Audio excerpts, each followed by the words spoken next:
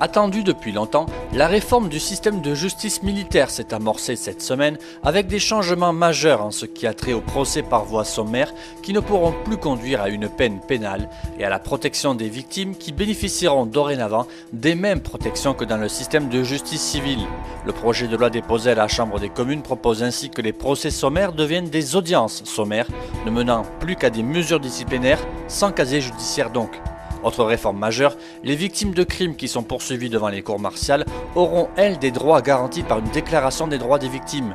Dorénavant, une personne qui subit des dommages ou un préjudice, matériel, corporel ou moraux, suite à la perpétration d'une infraction d'ordre militaire, aura les mêmes droits que ceux prévus par la Charte canadienne des droits des victimes, qui fut sanctionnée le 23 avril 2015. Le 12 mai 1958, le Canada et les États-Unis ont officiellement convenu de faire ensemble ce que deux pays n'avaient jamais fait auparavant et n'ont fait depuis. Ils ont décidé de se confier la défense et la sécurité de leur pays et de leurs citoyens.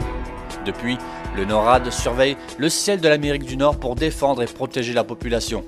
Ce commandement militaire binational unique est un symbole constant du partenariat important qui unit le Canada et les États-Unis.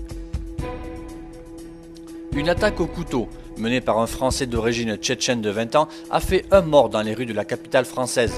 Khamzat Azimov était connu des services de renseignement, puisqu'il avait une fiche S, pour sûreté à l'État, mais n'avait aucun antécédent judiciaire. L'attaque a été revendiquée par le groupe État islamique. Le président français a rapidement réagi sur Twitter, rappelant que la France paye une nouvelle fois le prix du sang, mais ne cède pas un pouce aux ennemis de la liberté. 10 ans après qu'un violent incendie ait emporté le manège des voltigeurs de Québec, ces derniers ont fait le retour chez eux par la grande porte et en fanfare. La journée était donc particulièrement vive en émotion pour les plus de 200 membres de la plus ancienne unité de réserve francophone des forces armées canadiennes. La présence du Premier ministre Justin Trudeau a elle aussi montré toute l'importance accordée aux voltigeurs et à ce retour tant attendu. À l'occasion de ce grand retour des voltigeurs à leur manège militaire historique et de la 156e fête régimentaire, les voltigeurs ont également procédé à un changement de commandant. Le lieutenant-colonel Jonathan Chouinard a ainsi remis le commandement de l'unité au lieutenant-colonel Tony Poulain, ancien membre du Royal 22e Régiment, passé depuis 6 ans dans la réserve. Pas de temps pour se reposer, puisque plusieurs des membres de l'unité prendront part prochainement à la sécurité entourant le sommet du G7 dans Charlevoix. Le deuxième porte-avions chinois, le premier construit de façon indépendante par Pékin, connu sous le nom Type 001A, a entamé ce dimanche ses tout premiers essais en mer, a annoncé la presse d'État, à l'heure où le géant asiatique entend muscler sa puissance maritime face aux États-Unis. C'est la première fois que le système de propulsion, la motorisation et le système de navigation du navire seront testés dans des conditions réelles en mer.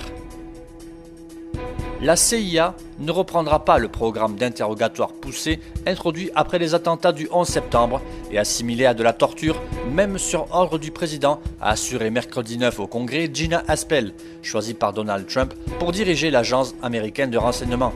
Celle qui a passé 33 ans au sein de l'agence et deviendrait la première femme à la diriger, a créé la polémique pour avoir dirigé une prison secrète de la CIA en Thaïlande où les détenus suspectés d'appartenir à Al-Qaïda étaient fréquemment torturés.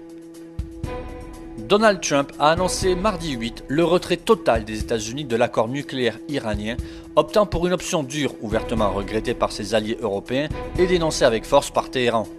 15 mois après son arrivée au pouvoir, le 45e président des États-Unis a décidé, comme il avait promis en campagne, de sortir de cet accord emblématique conclu en 2015 par son prédécesseur démocrate Barack Obama après 21 mois de négociations internationales acharnées.